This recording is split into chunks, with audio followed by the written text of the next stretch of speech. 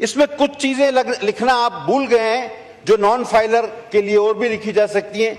ये अपने बच्चों का खतना नहीं करा सकते। अगर ये रिश्ता मांगेंगे तो इनको कोई रिश्ता नहीं देगा। ये समोसे खरीदेंगे तो साथ में चटनी नहीं मिलेगी। और चलते हुए ये दो पैरों का इस्तेमाल नहीं कर सकते, एक पैर से लंगड़ा के चलेंगे ताकि दूर से पता चले कि ये नॉन फाइलर जा रहा है। वो सिर्फ में अच्छा हुआ ये नहीं लिख दिया इन्होंने कि बेडरूम में वो देखे कि राइट साइड पे इसको सोना है या लेफ्ट साइड पे सोना है, वो भी ये फैसला करे ये आदमी। अच्छा, मुझे एक बात सर आज ये मिनिस्टर साहब बताएं, अगर नॉन फाइलर बैंक अकाउंट नहीं खोल सकता तो वो अगर कोई नया नौजवान आए, वो कहता है मैं कारोबार करना चाहता हूं, उसको कोई उधार देता है, तो अब वो पहले बैंक अकाउंट ही नहीं खुलेगा, वो कोई चीज खरीद नहीं सकता, तो वो मुझे बताएं वो दुकान कैसे खरीदेगा, वो कैसे शुरू करेगा अपना कारोबार। इसका क्या तरीकेकार है कि कोई नया आदमी अगर अपना बिजनेस शुरू करना चाहे तो पहले तो आप कहते हैं कि अच्छा तो नॉन फाइलर नहीं होता, अभी तक तो बेरोजगार था, अब वो फाइलर बनने जा रहा है तो वो बैंक अकाउंट नहीं खोल सकता, वो कोई चीज खरीद नहीं सकता। ये क्या अकलमंदी है? ये कौन सी, मतलब किसने बनाया है ये बजट? और नया आदमी तो अब कोई काम शुरू ही नहीं कर सकता, यानी नौकरियां आप देंगे नहीं, कोई शख्स कारोबार शुरू नहीं कर सकता, शुरू करेगा तो उसको गिरफ्तार कर लिया जाएगा, अगर उसने कारोबार शुरू भी कर लिया तो उसके सर पे कोई आके खड़ा हो जाएगा कि देखो ये कमा रहा है या नहीं कमा रहा, और अगर वो आपकी तवक्को जो 130% है उसके मुताबिक नहीं कमा रहा तो इसको अंदर करो और इसके अकाउंट जब्त कर लो। खुदा के वास्ते ये किसी दुनिया में किसी और मुल्क में है? और उसको सुनवाई का कोई हक भी नहीं। ये किसी और दुनिया में ऐसा मुल्क में ये एफबीआर के कवानीन हैं? सर सीधा सीधा मैं आपसे कह देता हूं कि सर ये नहीं होगा, ये नहीं चलेगा इस तरह, ना हम मंजूर करेंगे, ना मैं समझता हूं कोई भी समझदार आदमी जो इस बजट को पढ़ सकता है, जो इसको समझ सकता है, वो कभी भी इसके हक में वोट नहीं देगा, कभी भी हक में वोट नहीं देगा। Thank you. बस सर वो फारूक भाई ने, मैं हमेशा एक शेर पढ़ता हूं, फारूक भाई ने उस शेर को गलत पढ़ दिया था इस बार। हाँ, हमारे बाबू भाई जो है फारूक भाई, और वो शायर भी कतील शफाई है सर। सर बहुत खूबसूरत शेर है वो, मैं हमेशा हर बजट स्पीच में पढ़ता हूं, आप रिकॉर्ड उठा के देख ले। और ये मैंने 2008 में इसलिए पढ़ा था कि मेरी अजीम कायद शहीद मोहतरमा बेनजीर भुट्टो साहबा शहीद हो गई, तो मैंने उनके लिए ये पढ़ा था कि मुझे दुख हुआ कि उनको दोबारा गलत क्यों पढ़ा गया। 2007 में उनकी शहादत हुई, तो 8 में हमने बजट पेश किया और नवीद कमर ने टपकते हुए आंसुओं के साथ वो बजट पेश किया था, और हमारी ये फीलिंग थी, और ये शेर उस फीलिंग की गमाजी करता है कि हिसाब उम्र का इतना सा गोशवारा है, तुझे निकाल के देखा तो सब खसारा है। महंगाई वाकई है, बड़ी है, मैं कहना चाहता कि कब से ही बढ़ी और कितनी बढ़ी और किसके दौर से बढ़ना शुरू हुई और फिर बढ़ती ही गई। अब बहुत कुछ न कुछ बेहतर अफाका हुआ है, लेकिन सर जिस तरह फिगर्स दिए गए आपके जीडीपी के ग्रोथ के, ये गलत है सर। आप कहते हैं 2.6 तो 2.5 तो आपकी पॉपुलेशन भी इंक्रीज है तो 1% हुआ। ये जीडीपी इस तरह थोड़ी होती है। 1.5 से ज्यादा किसी तरह भी नहीं है, मैं चैलेंज कर सकता हूं। किसी आपका कोई भी सेक्टर, एग्रीकल्चर हो, इंडस्ट्री हो, क्या आपने इसमें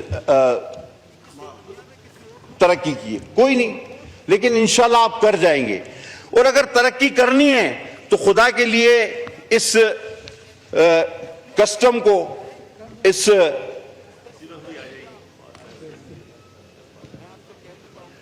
इस एफबीआर को आप लगाम दें। ये गिरफ्तारी, ये आपके कारोबार की जगह, आपके घर, आपके मकान, आपकी दुकान में इनकी तैनाती को रोकें। ये बगैर सबूत के, बगैर नोटिस के अकाउंट मंजमद करना और किसी को भी शक की बुनियाद पर गिरफ्तार करना, ये सारा इस बजट का हिस्सा है, इस बिल का हिस्सा है। तो ये आप लोगों को भगाना चाहते हैं इस मुल्क से, जो कि पहले ही भाग रहे हैं, या आप चाहते हैं कि कोई ना कोई जिस रास्ते पे हम चल निकले उस पे चल पड़े? सर कौम में खुशी की एक लहर थी, है, अल्हम्दुलिल्लाह, जैसा कि हमने इसी जगह पे खड़े होकर कहा था कि हमारी कौम में, हमारी अफवाज में वो जज्बा है कि हम दुश्मन को मुंह तोड़ जवाब दे सकते हैं, और अल्हम्दुलिल्लाह सुम्मा अल्हम्दुलिल्लाह हमने दिया। आज हमारा दुश्मन 100 बार सोचेगा हम पर हमला करने से पहले। लेकिन सर कौम की इस खुशी को, कौम के इस यकजहती को, ये आपका मुल्क दुश्मन बजट पारा पारा कर देगा, जिसमें हर शख्स गिरफ्तार हो सकता है, हर शख्स को जो है शक की बुनियाद पे आप बंद कर सकते हैं, हर आदमी कारोबार नहीं कर सकता। डॉक्टर साहब पता है ना आपको 11C4 क्या है? 114 पता है फाइनेंस का, या तारड़ साहब को पता होगा? जी लॉ मिनिस्टर साहब। सर 114C का पता है? नहीं, अच्छा जी, तो सर ये हाल है। अब सर ये 114C जो है ये नाअहल अफराद है। इसमें ये इस बार कहा गया है कि ये बैंक अकाउंट नहीं खोल सकते, ये अपने ही अकाउंट से पैसे नहीं निकाल सकते, एक हद से ऊपर ये स्टॉक मार्केट में नहीं जा सकते। सर ये आर्टिकल 23 जो 23 है हमारा, और 818 का तो खिलाफ वर्जी है ही है, एक शख्सी आजादी की। इनकी मनकूला और गैर मनकूला जायदाद ये बेच नहीं सकते, खरीद नहीं सकते, इनके अकाउंट सीज हो सकते हैं, और ये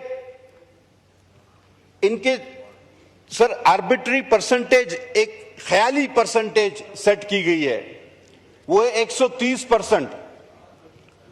अगर ये अपने लास्ट गोशवारे से 130% के करीब नहीं आते तो ये, अब ये सर ये ख्याली हद है जो एफबीआर ने मुकर्रर की, इसको समझना चाहिए। और ये अगर उस 130% के करीब नहीं तो इनको किसी भी वक्त गलत करार दिया जा सकता है। इसमें कुछ चीजें लिखना आप भूल गए हैं जो नॉन फाइलर के लिए और भी लिखी जा सकती हैं।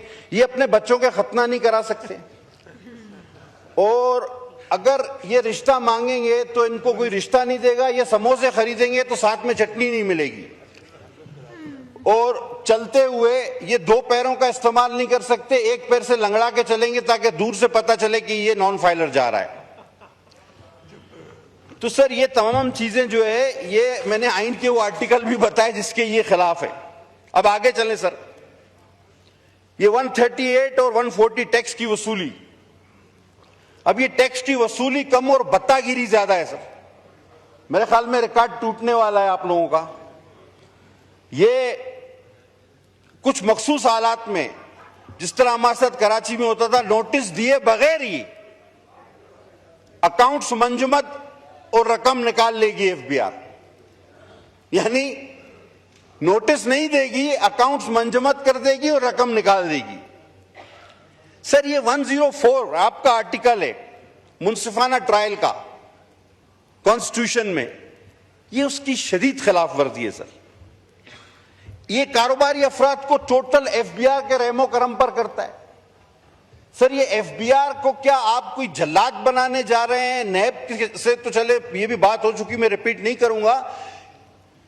मतलब मुझे समझ में नहीं आ रहा कि ये हुकूमत को किसने मशवरा दिया है। मुझे यकीन है कि इस हुकूमत में इतने काबिल लोग हैं मेरे बड़े भाई तारड़ साहब की तरह कि वो ये नहीं कर सकते थे। ये बाबुओं ने कुछ इनको लिख के दिया और उन्होंने पढ़े बगैर ही हमारे सामने इसको रख दिया है। अगर ये इसको पढ़ते तो मैं नहीं समझता कि वो ये बातें यहां लाते।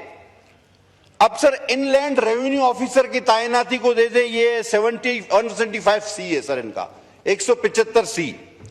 ये कहते हैं किसी भी कारोबारी मकाम पर एक शख्स को एफबीआर जाके खड़ा कर देगा कि देखो ये कारोबार से किस तरह नफा नुकसान हो रहा है। यानी आपके ऑफिस में भी वो आपके सर पे खड़ा हुआ होगा, आपकी फैक्ट्री में भी आप वो तैनात कर सकते हैं, आपकी दुकान पर भी लाके उसको एक कुर्सी दे के बिठा सकते हैं। वो सर इसमें अच्छा हुआ ये नहीं लिख दिया इन्होंने कि बेडरूम में वो देखे कि राइट साइड पे इसको सोना है या लेफ्ट साइड पे सोना है, वो भी ये फैसला करे ये आदमी। ये अच्छा हुआ ये इनसे रह गया। यानी कि अब इनकम टैक्स का एक ऑफिसर, पहले आपको उसके पास पेश होना पड़ेगा और आपको बताना पड़ेगा कि मैं क्या चीज खरीदने के काबिल हूं और मैं क्यों काबिल हूं, मैंने ये पैसे कहां से लाए, कैसे आए। और अब मैं सर खरीद ले तो उसके बाद तो टैक्स वो हमेशा देता ही है, लेकिन अब पहले आपको बताना होगा कि मैं फलां चीज खरीदना चाहता हूं, अब वो उस पर मुनस्सर है, वो कहे कि भाई तुम नहीं खरीदो। यानी हक के कारोबार भी मशरूत कर दिया गया है इनकम टैक्स के ऑफिसरों से कि वो अब आपको बताएंगे कि आप क्या खरीद सकते हैं, क्या बेच सकते हैं, क्यों खरीद रहे हैं, क्या खरीद रहे हैं। अब ये कोई अक्लमंदी वाली चीजें हैं? यानी आपको अपना, यानी एक शरीफ इंसान उसको कायल करेगा एक 17, 18, 19 ग्रेड के अफसर को कि भाई ये मैं चीज बेचने या खरीदने जा रहा हूं, मेहरबानी करके इजाजत दे दो, और वो फैसला करेगा उस शरीफ शहरी का कि हां भाई तुम ये करो या ना करो। उसके दिल में आए तो कहेगा नहीं, सवाल ही पैदा नहीं होता। ये शक की बुनियाद पे, ये शक की बुनियाद पे किसी को भी गिरफ्तार कर सकते हैं कमिश्नर की इजाजत के बगैर। सर ये इख्तियार तो नैब को भी नहीं था, ये इख्तियार FIA को भी नहीं है, ये सिर्फ इजराइल के पास है। ये इख्तियार अल्लाह ने सिर्फ इजराइल को दिया और अब इन्होंने FBR को दे रही है कि बगैर नोटिस के इजराइल अल्लाह ताला के हुक्म पर जब चाहे किसी की जान ले सकता है। ये इजराइल के बाद ये इख्तियार सिर्फ इनकम टैक्स को दिया जा रहा है।